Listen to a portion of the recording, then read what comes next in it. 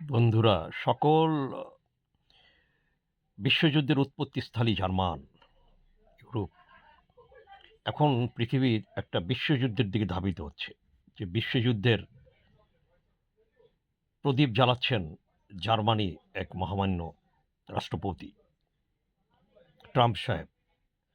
বর্তমানে আমেরিকার যিনি রাষ্ট্রপতি, প্রেসিডেন্ট, উনি কিন্তু জার্মান বংশোদ্ভূত। জার্মানরা অগ্নি পূজারক, তারা জানেন কিভাবে ডমিনেট করতে হয়।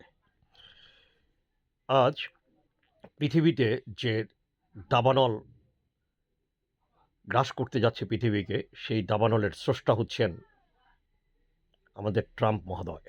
উনি জানেন কিভাবে বিসমিল্লাহ বইলা বোমের সুতে আগুন লাগাই দিতে হয়।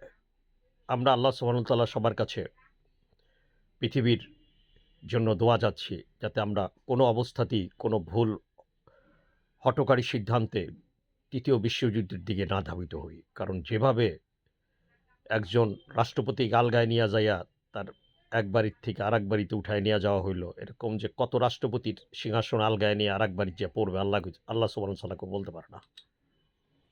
সুতরাং কাহিনী খুবই খারাপ।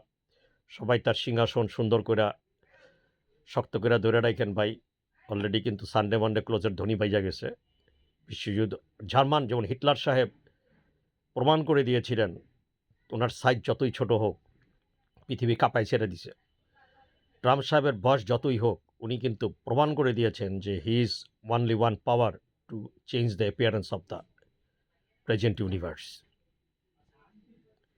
झूलकर कहीं दिल जोरते टूटे को दिल तोड़ जाती है ये फूल बनकर है खिलते कहीं नहीं दिल में घाटे जो भाटे हैं।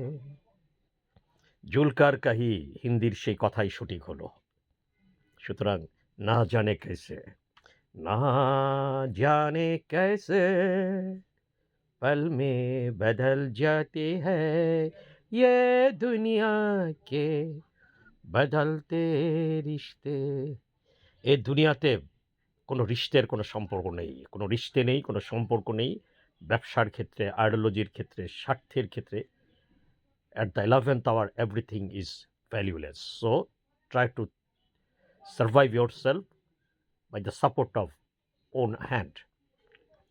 আর কিছু বলার নেই। সবাই ভালো থাকেন। ভিডিওটি শেয়ার করবেন, লাইক করবেন, কমেন্ট করবেন। সুফি সাই সব কথা।